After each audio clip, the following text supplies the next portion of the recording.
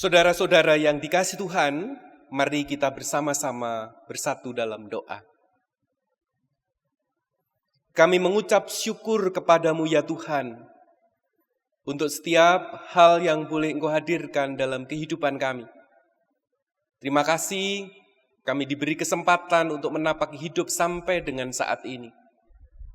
Terima kasih untuk berkat rezeki, terima kasih untuk teman dan sahabat, dan semua relasi yang boleh hadir dalam kehidupan kami. Terima kasih untuk setiap keluarga, sekalipun tidak ada yang sempurna.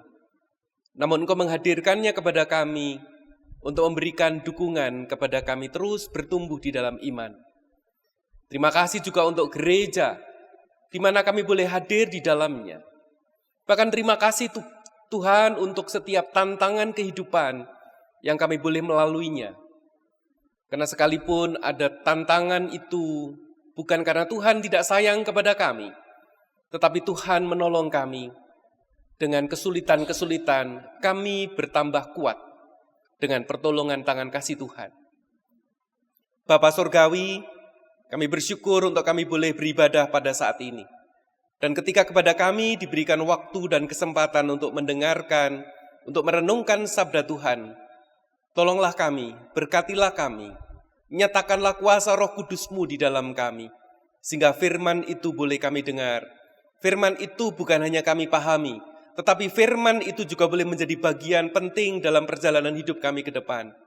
Firman itu akan membekali kami dan menolong kami untuk menjadi orang-orang yang relevan dan berkenan kepada Tuhan. Terima kasih, di dalam satu nama Tuhan Yesus Kristus kami berdoa.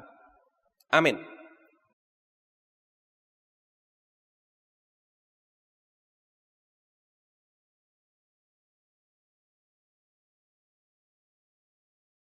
Bacaan pertama diambil dari kitab Yosua, pasal 24 ayat 1 sampai 2, dilanjutkan dengan ayatnya yang ke-14 sampai 18.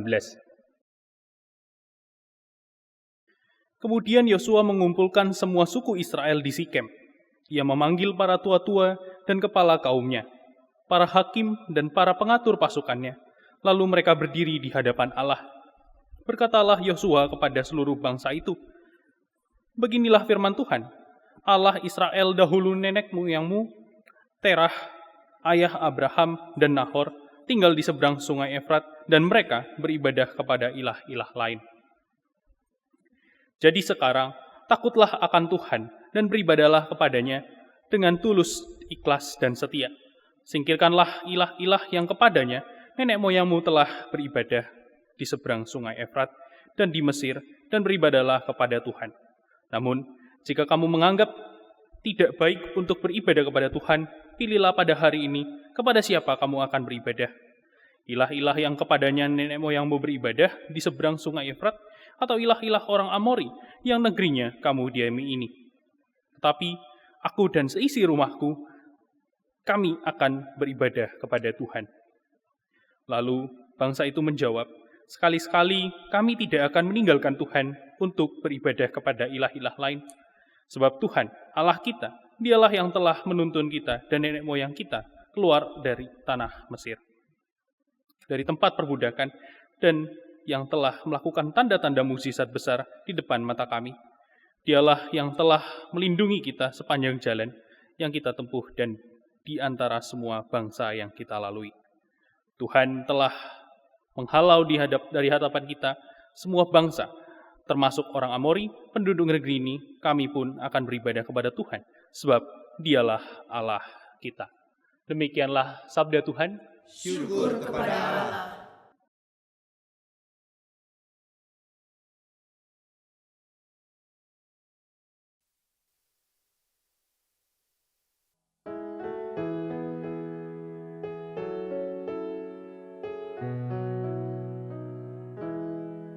Mata Tuhan tertuju kepada orang benar, telinganya kepada yang meminta tolong. Mata Tuhan tertuju kepada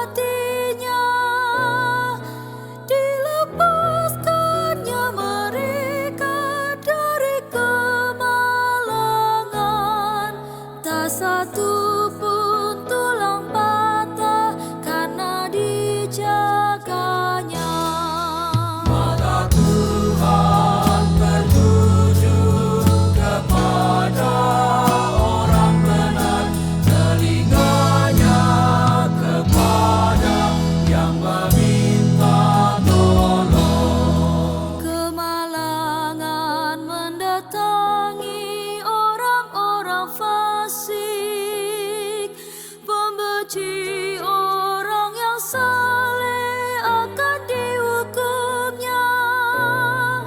Tuhan akan membebaskan jiwa orang benar, yang berlindung kepadanya dapat hidup kekal. Mata Tuhan tertuju kepada orang benar, telinganya kepada yang meminta tolong.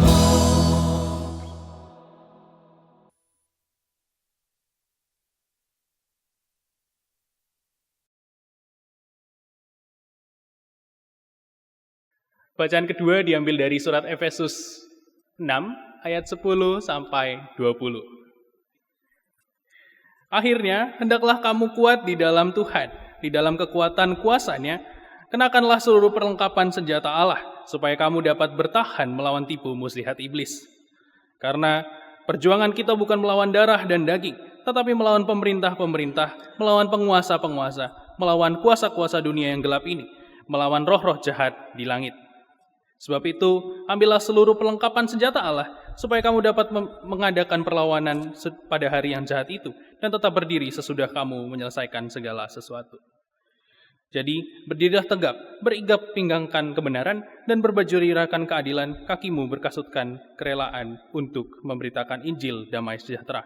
Dalam segala keadaan, pergunakanlah perisai iman, sebab dengan perisai itu, kamu akan dapat memadamkan semua panah api dari si jahat. Dan terimalah ketopong keselamatan dan pedang roh, yaitu firman Allah. Dengan segala doa dan permohonan, berdoalah setiap waktu di dalam roh, dan berjaga-jagalah di dalam doamu itu dengan permohonan yang tak putus-putusnya untuk semua orang kudus. Juga untuk aku, supaya daripadaku, jika aku membuka mulutku, dikaruniakan perkataan yang benar, agar dengan keberanian aku memberitakan rahasia Injil, yang kulayani sebagai utusan yang dipenjarakan. Berdoalah supaya dengan keberanian aku menyatakan sebagaimana seharusnya aku berbicara. Demikianlah sabda Tuhan. Syukur kepada Allah.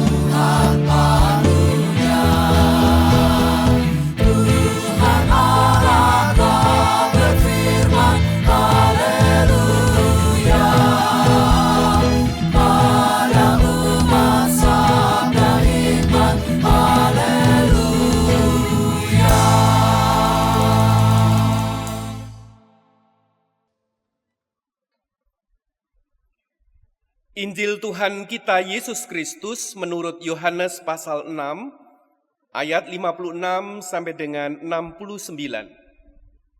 Yohanes pasal 6 ayat 56 sampai dengan 69. Firman Tuhan demikian. Siapa saja yang memakan dagingku dan minum darahku, ia tinggal di dalam aku dan aku di dalam dia. Sama seperti Bapa yang hidup mengutus aku, dan aku hidup oleh Bapa, demikian juga siapa saja yang memakan aku akan hidup oleh aku. Inilah roti yang telah turun dari sorga, bukan roti seperti yang dimakan nenek moyangmu, dan mereka mati. Siapa saja yang makan roti ini, ia akan hidup selama-lamanya. Semuanya ini dikatakan Yesus di Kapernaum, ketika ia mengajar di rumah ibadat. Sesudah mendengar semuanya itu, banyak dari murid-murid Yesus yang berkata, "Perkataan ini keras. Siapakah yang sanggup mendengarkannya?" Yesus yang di dalam hatinya tahu bahwa murid-muridnya bersungut-sungut tentang hal itu, berkata kepada mereka, "Apakah perkataan itu mengguncangkan kamu? Bagaimana jika kamu melihat Anak Manusia naik ke tempat di mana ia sebelumnya berada? Rohlah yang memberi hidup, daging sama sekali tidak berguna. Perkataan-perkataan yang kukatakan kepadamu adalah roh dan hidup.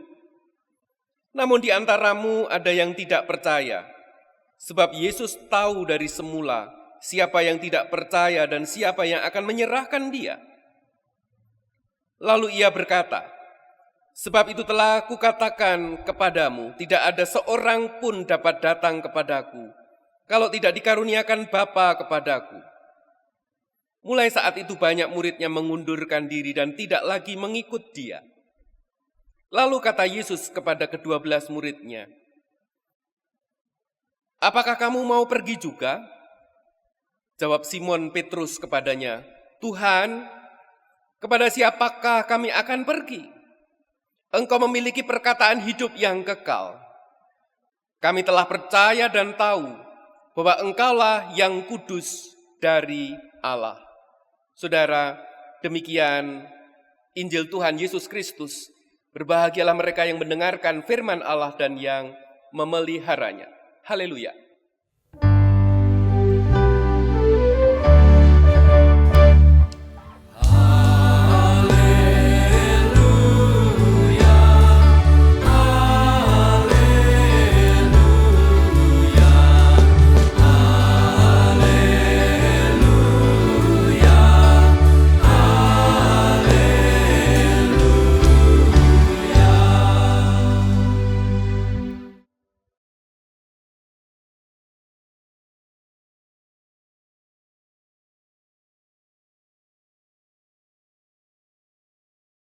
Saudara-saudara yang dikasihi Tuhan, semoga semuanya ada dalam keadaan baik dan sehat. Semoga saudara-saudara dimanapun saudara berada juga mendapat anugerah kebaikan Tuhan. Saudaraku, dalam sebuah kegiatan pelatihan seminar yang pesertanya lebih dari 200 orang. Karena acara itu begitu penting, maka panitia mencoba berbagai cara agar semua peserta seminar atau pelatihan itu bisa ikut dari awal sampai akhir. Karena memang pelatihan itu dilakukan selama 5 kali pertemuan. Panitia mengatakan, memberi pengumuman, semua peserta yang bisa menyelesaikan, yang bisa mengikuti semua acara dari awal sampai akhir, panitia menyediakan hadiah. Dan saudara-saudara, pernyataan itu kemudian dibuktikan. Di akhir semua acara, ketika semua sesi sudah dilakukan selama berhari-hari, maka ternyata saudara-saudara dari 200 peserta lebih itu, ternyata hanya 5 orang yang mengikuti acara itu dari awal sampai akhir. Pertanyaannya, kenapa bisa demikian, saudara-saudara? Hidup itu ada banyak pilihan, saudara-saudara. Hari ini saya bisa memilih mau mengikuti ini atau itu. Hari besok saya bisa memilih untuk melakukan yang ini atau yang itu. Itu pilihannya ada di tangan saudara dan saya. Jadi kalau ada sesuatu yang penting bagi orang lain, tentu saja belum tentu itu penting bagi saudara dan saya. Nah Bapak Ibu saudaraku yang dikasih Tuhan, sekali lagi hidup itu identik dengan pilihan. Dan pilihan itu mengandung beberapa konsekuensi saudara-saudara. Dalam waktu yang sama kita bisa memilih A atau B. Tetapi pada saat yang sama kita bisa memilih pilihan C dan D. Ada seorang yang sudah menyelesaikan studi S1-nya, dia mendapatkan tawaran pekerjaan, dia juga mendapatkan tawaran untuk studi S2, dia juga mendapatkan tawaran untuk melakukan kajian yang lain. Pada saat yang sama, saudara-saudara, orang ini dituntut oleh calon pasangannya untuk segera menikah. Kira-kira akan memilih yang mana, saudara-saudara? Semua pilihan sekali lagi punya konsekuensinya, saudara-saudara. Dan ini tidak mudah. Kadang-kadang pilihan-pilihan itu membuat orang menjadi bingung. Nah, saudaraku ini kasih Tuhan. Dalam hari ulang tahun GKI yang ke-36 pada saat ini, kita diajak menghayati sebuah tema gereja yang menghidupi dunia.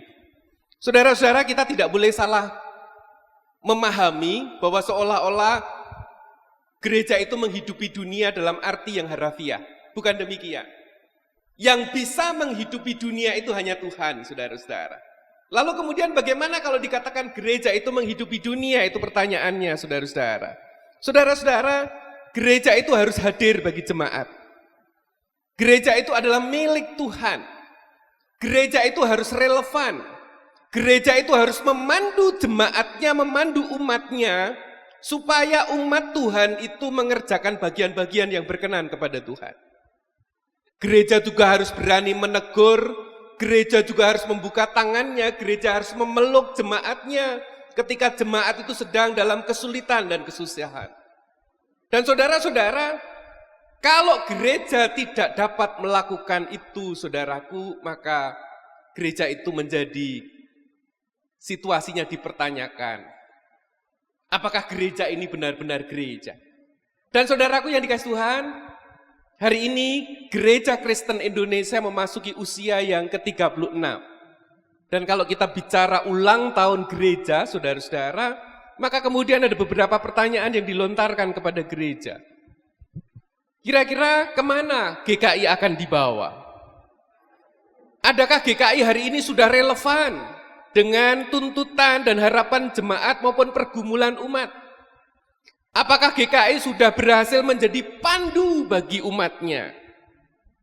Maka saudaraku, melalui pertanyaan-pertanyaan tadi, saya ingin menggarisbawahi 3 pesan sederhana. Bagaimana gereja, bagaimana GKI harus menghidupi jemaatnya, harus menghidupi umatnya, bagaimana GKI juga harus menghidupi orang-orang yang ada di sekitar gereja. Pesan yang pertama, saudaraku, gereja harus menjadi rumah yang menarik dan nyaman bagi anggota jemaatnya. Saya ulangi, gereja harus menjadi rumah yang nyaman dan menarik bagi anggota jemaatnya, sekaligus juga bagi orang-orang yang ada di sekitar gereja. Gereja baru bisa relevan, Bapak Ibu. Gereja baru bisa berdampak kalau orang itu hadir di gereja. Orang akan hadir di gereja kalau gereja itu menarik untuk jemaat datang.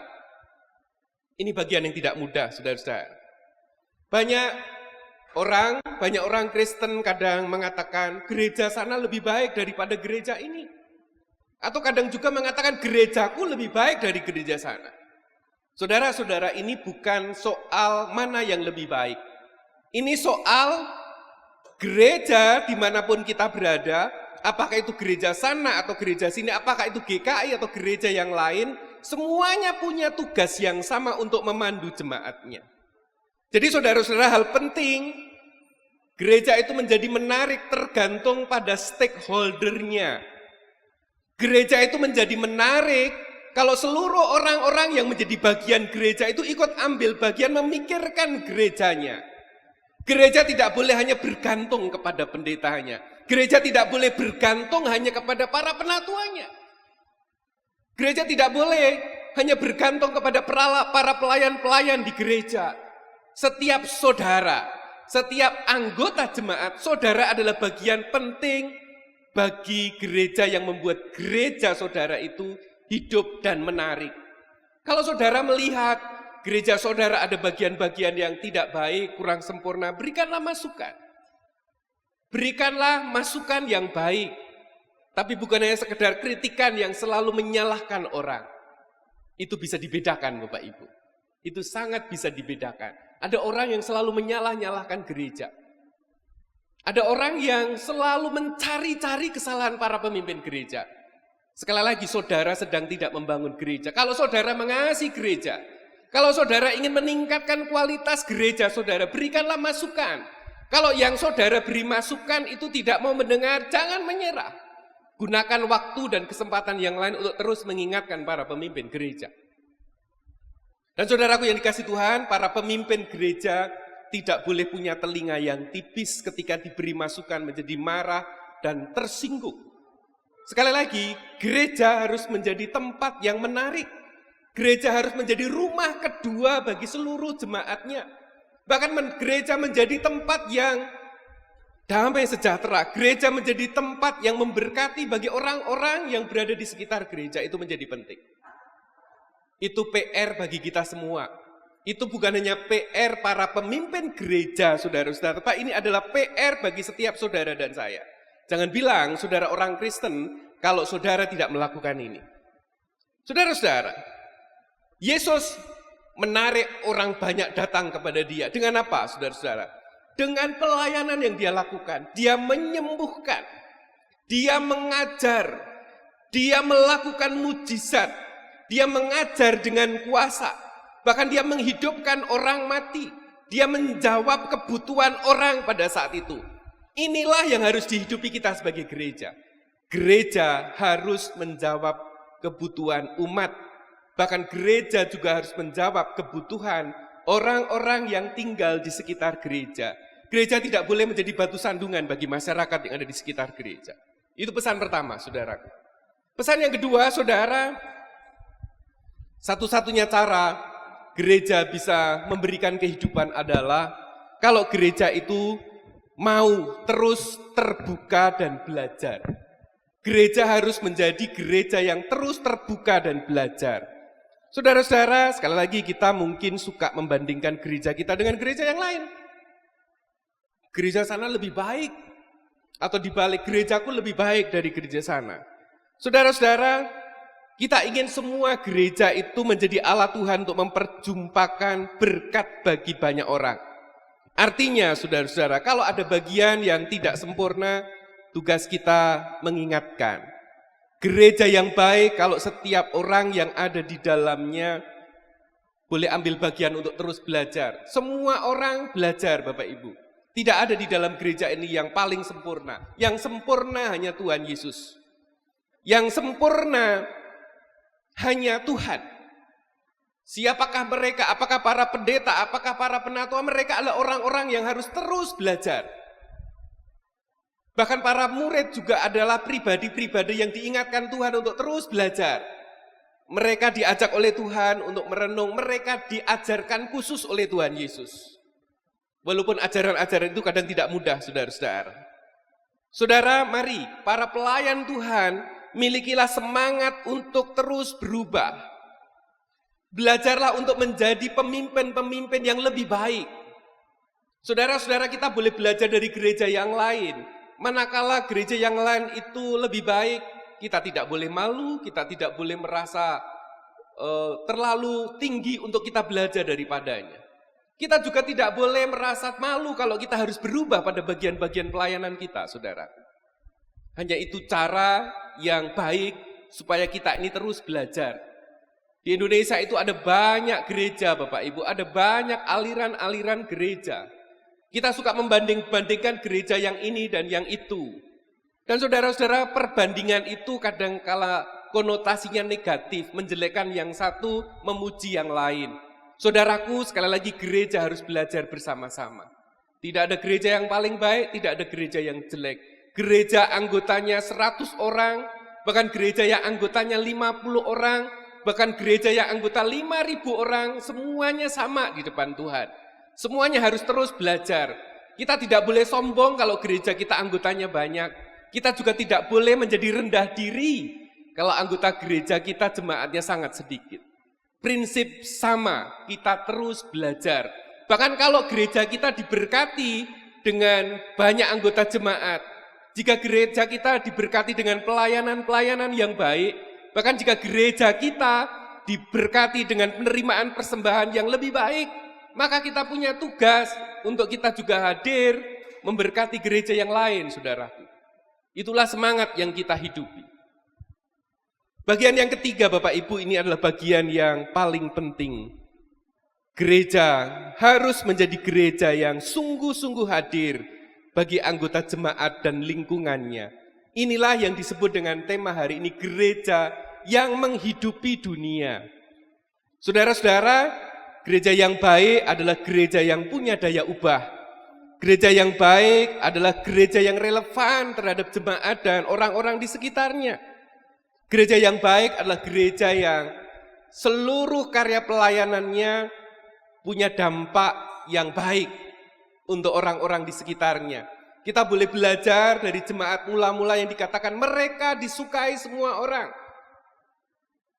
Bukankah itu menjadi pertanyaan yang harus kita gumuli bersama-sama, saudaraku? Saudara, ada banyak contoh gereja yang sudah menjadi relevan. Sudah ada banyak contoh gereja yang sudah hadir bagi jemaatnya. Saya tahu ada sebuah gereja yang menyediakan makanan bagi orang-orang di luar anggota gereja pada hari-hari tertentu. Dan gereja itu menjadi tempat singgah, saudaraku, bagi orang-orang yang tidak beruntung, yang rezekinya tidak banyak, sehingga mereka datang ke gereja untuk mendapatkan makanan. Saya tahu juga saudara-saudara ada banyak jemaat atau gereja yang memiliki klinik pengobatan. Dan klinik pengobatan itu murah. Bahkan saudara-saudara, ada banyak orang yang mengatakan kalau pergi berobat, pergilah ke klinik itu, gitu saudara-saudara ya. Tidak disebut itu gereja, tapi disebut sebuah klinik tempat yang mereka tahu itu adalah klinik milik gereja. Bukankah ini luar biasa, saudara-saudara? Bukankah ini menjadi kesempatan untuk kita menghadirkan kebaikan Tuhan, sama seperti Yesus menghadirkan kesembuhan bagi orang-orang yang datang kepadanya? Ada juga gereja yang punya lahan parkir yang baik, Bapak Ibu. Lahan parkir itu hanya dipakai pada kegiatan hari Minggu. Pada hari-hari yang lain, lahan parkir itu dipakai oleh sekolah yang ada di sekitar gereja. Lahan parkir itu dipakai untuk anak-anak yang ada di sekitar gereja, untuk bermain, untuk berolahraga, untuk berkegiatan. Bukankah ini baik, saudara-saudara? Gereja dalam kehadirannya juga boleh menjadi berkat bagi masyarakat di sekitarnya. Ada juga gereja yang selalu rutin setiap tahunnya mengadakan job fair, mengadakan pameran untuk bekerja sama dengan perusahaan-perusahaan, dan itu diumumkan juga bagi masyarakat yang mau ikut silahkan. Ini baik, Bapak Ibu. Gereja menjawab persoalan yang dibutuhkan oleh jemaat. Saudara-saudara, ada juga sebuah gereja yang saya tahu, yang kalau hari Senin sampai hari Jumat, tempatnya, lahan parkirnya dipakai oleh anak-anak memarkir kendaraannya karena mereka bersekolah, samping gereja itu sekolah. Ini sesuatu yang baik, Bapak Ibu. Pada hari Minggu, saudara-saudara, lahan parkir sekolah itu diizinkan dipakai oleh umat yang datang ke gereja karena punya kendaraan yang tidak punya lahan parkir yang cukup, sehingga diparkir di sana. Ini sebuah kerjasama yang baik, saudara-saudara. Ini sebuah relasi yang baik antara gereja dan sekolah. Dan ini bisa dilakukan oleh gereja-gereja yang lain. Bapak Ibu saudaraku yang dikasihi Tuhan, ini bagian yang harus terus diperjuangkan. Hanya dengan kegiatan-kegiatan seperti ini, maka gereja itu akan disebut menghidupi dunia. Dunia ada banyak persoalan. Masyarakat mengalami tantangan dan pergumulan. Bahkan anggota jemaat juga mengalami tantangan pergumulan. Memang saudara, tidak semua persoalan itu bisa dijawab oleh gereja. Gereja tidak selalu dapat memberikan solusi bagi seluruh persoalan umat. Tapi bukan berarti gereja kemudian berpangku tangan tidak perlu melakukan apa-apa. Gereja dipanggil Tuhan untuk meneruskan tugas Yesus, untuk mengerjakan yang baik, supaya melalui apa yang dikerjakan gereja itu, mereka boleh mengenal pekerjaan Tuhan. Mereka boleh mengenal karya Yesus, mereka juga boleh mengenal keselamatan dalam Kristus. Saudara-saudara, gereja memang harus membantu orang, tapi bagian terakhir yang harus saya ingatkan, gereja ketika membantu adalah dalam rangka mentransformasi orang, mentransformasi jemaat, mentransformasi orang-orang yang berjumpa dengan gereja. Ada sebuah gereja yang dikatakan kalau ada persoalan datang aja ke gereja, karena gereja ini suka membantu. Kalau ada persoalan kita butuh uang, bikin aja proposal ke gereja, itu mereka pasti membantu. Saudara-saudara, ini disebut sebagai gereja yang kadang dianggap sebagai ATM. Saudara, mungkin kita bangga kalau kita bisa membantu orang, tetapi ingat, ketika kita membantu orang, bukan hanya sekedar menghadirkan kebaikan. Kalau kita bisa membantu menghadirkan pertolongan bagi anggota jemaat, bagi masyarakat sekitar, bukan sekedar kebaikan. Tapi ketika kita melakukan kebaikan yang terutama adalah kita sedang mewakili pekerjaan Tuhan Yesus. Kita ingin apa yang kita kerjakan itu sungguh-sungguh menjadi alat untuk memperjumpakan mereka dengan Tuhan. Kita juga tidak mau, saudara-saudara, kalau kita melakukan sesuatu, dalam bahasa Inggrisnya disebut taken for granted, karena mereka melihat kita ini orang yang gampang menolong, sehingga mereka memanfaatkan kita. Bapak, Ibu, Saudaraku yang dikasih Tuhan, gereja yang menghidupi dunia, ada 3 pesan yang harus dihidupi oleh kita sebagai pribadi yang adalah bagian dari gereja, yang juga bagi gereja ketika kita sebagai institusi Gereja Kristen Indonesia. Yang pertama, saudara, mari menjadikan gereja kita rumah yang menarik dan nyaman bagi anggota jemaatnya. Mari menjadi gereja yang menarik dan nyaman bagi seluruh anggota gerejanya. Sudahkah gereja kita menjadi rumah kedua bagi seluruh anggota jemaatnya? Ini yang harus terus diperjuangkan. Pesan yang kedua, saudara-saudara, gereja harus terus belajar, gereja harus terus berubah, gereja harus terus mengajar anggota jemaatnya untuk terus belajar dan berubah. Tidak ada gereja yang sempurna, yang ada adalah gereja yang terus berproses menjadi sempurna. Dan setiap saudara dan saya adalah bagian terpenting di dalamnya. Jangan merasa saudara bukan siapa-siapa. Jangan merasa aku tidak penting bagi gereja. Setiap saudara adalah bagian penting dari gereja. Kalau setiap saudara adalah anggota gereja GKI, maka ingatlah saudara adalah bagian penting dari keluarga GKI. Pesan yang ketiga, yang terakhir saudara, mari menjadi gereja yang hadir bagi anggota jemaat dan lingkungannya. Menjadi gereja yang hadir bagi jemaat dan lingkungannya. Gereja yang baik adalah gereja yang mampu menjawab persoalan jemaat. Gereja yang baik adalah gereja yang mampu mentransformasi persoalan yang dihadapi jemaat. Gereja yang berpaut kepada Tuhan, gereja yang memperjumpakan orang untuk bertemu dengan Tuhan melalui setiap pelayanan yang dilakukannya. Baik itu bagi anggota jemaat maupun juga bagi orang-orang yang ada di sekitar gereja. Kita boleh mengucapkan selamat ulang tahun kepada seluruh keluarga GKI yang ke-36. Hari ini saudara-saudara, GKI memiliki anggota keluarga 235 jemaat. Kita juga punya 19 klasis. Dan kita juga punya 3 sinode wilayah. Ada banyak tantangan. Ada banyak persoalan, ada banyak pergumulan, dan kita bersama-sama tidak akan menyerah oleh pergumulan dan persoalan. Kita akan terus bersatu, kita akan terus saling mendukung satu dengan yang lain, agar GKI menjadi lebih baik, agar Gereja Kristen Indonesia boleh menghadirkan pelayanan-pelayanan yang menghidupi anggota jemaatnya, maupun orang-orang yang boleh diperjumpakan Tuhan dengan GKI. Selamat berproses, Tuhan yang memperlengkapi dan memberkati setiap saudara dan saya. Amin. Kita boleh masuk saat hening, saudara.